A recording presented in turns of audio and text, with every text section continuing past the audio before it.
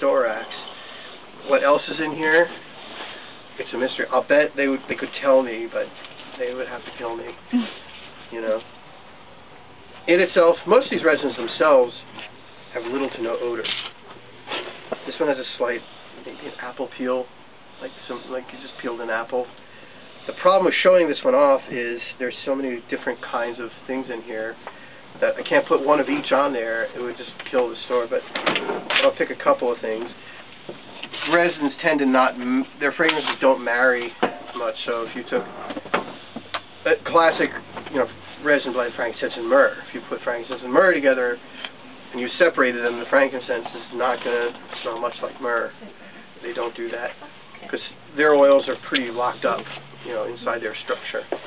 So frankincense really, and these resins don't really, they don't get old. Some incenses eventually will lose their potency. Some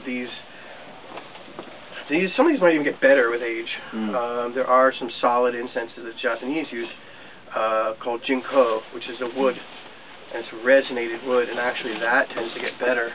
That's really nice. I like that. In fact, I'm going to show you an example of that. That's used in Joss. So, resins. So that's one way, in resin blends and other things, that's one way to classify. This is your loose botanicals. That's the kind of the generic, I guess. That's probably how I should have put it on the, on the paper. You could take anything, herbs, resins, make your own. That's fun. I mean, I would take frankincense and cardamom pods, and I would mix them together, and I'd put them on charcoals, and had a blast with that. Then you don't like the resin? These are in the big categories of incenses that, well, because so many incenses come from India. I mean, the bulk of commercial incenses still come from India. We pretty much classify them kind of the way they do. Incenses that have sticks and incenses that don't have sticks. Obviously, these don't have a bamboo core to them. In India, you'll hear the term Dhoop. That used to refer to all incenses, including incenses with sticks, incenses without sticks, raw incenses like this, powders, you name it, they call them Dhoops. Now, pretty much, the term Dhoop refers to incenses without sticks. Formed, made incenses without sticks. Still can be powders, but it's something that was made, not just like a raw ingredient. Alright? So, some of them are very, very simple. These here, I don't know if you've ever seen these odd little packets in stores. They're fascinating. I was so drawn into this. I said, that is exotic. I was in an incense store, I don't know how many years ago, well before I opened here, and I saw this packaging, and I said, I gotta see what on earth this is. Because this is so alien. I have to know what's in this packet. And there's these odd little logs. Chandan Dhoop. Chandan means sandalwood.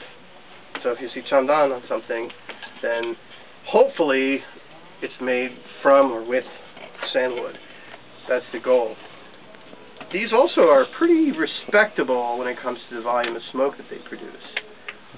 They start off with a lot of smoke, and then they kind of mellow out after they've been going for a while. There can be a little patient when you're lighting them. When they first start, and they remain unchanged since I remember the first time I bought these. I don't remember where I first saw these. Might have been in San Francisco somewhere, or maybe a psychedelic shop, or one of those kind of places. Boston. Was it? Where was it? I think it was in Boston. Boston? At where? It might have been like... They had the incense, they had an incense museum or something. Well, I know Boston, they do incense ceremonies, which is a great Japanese thing. Kodo, it's called. Not to be confused with Kodo drums, but it's Kodo. Ko is incense. Do is the way. It's like Chado. Chado is the way of tea. It's the tea ceremony. The incense ceremony is just as developed and complex, and cultural as the tea ceremony. For whatever reason, it kind of disappeared. Sort of fell out of favor. They even have interesting games that they play when they try incenses, they use this term to listen to a fragrance. That's there's no direct translation, because we have active terms for many things. Like we can look at something passively, or we can study it, you know, or we can hear something, or we can listen to it. There really is no active term for smelling in our. We smell it or we smell it. So they have an active term for smelling things. I don't know what it is. So the closest is actually listening to a fragrance. So anyway, we can even pass this little fellow around if you just. So it's pretty simple. It's sandalwood. It's slightly sweetened. You know, it's not too sweet. I have some other sandalwoods if you like a sweeter sandalwood. We'll get to that. So this is pretty dry, pretty clean. Has a really nice kind of linger in a room. It's definitely foreign. You know, it definitely is foreign and kind of alien to our scent, but it is kind of welcoming and friendly as a fragrance. So this is a Chandan Dhoop, or sandalwood Dhoop. Sandalwood incense that does not have a bamboo core. Some of them are really complex. This one here took me years to find.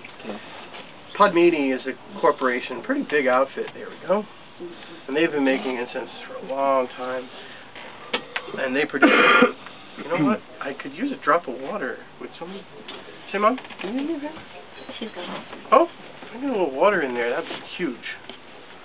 That'd be great. Appreciate it. Otherwise, we're just going to be dying here. I mean, what a way to go. You know, it's not like breathing in toxic fumes.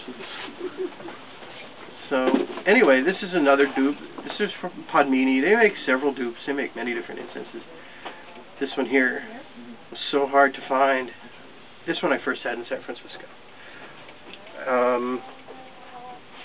And it was funny because when I went to order it, I wanted to get, I was trying to get like 6 dozen. They come in these bundles of dozens. Oh, huge. Thank you, thank you, thank you, thank you. Thank you, that's beautiful.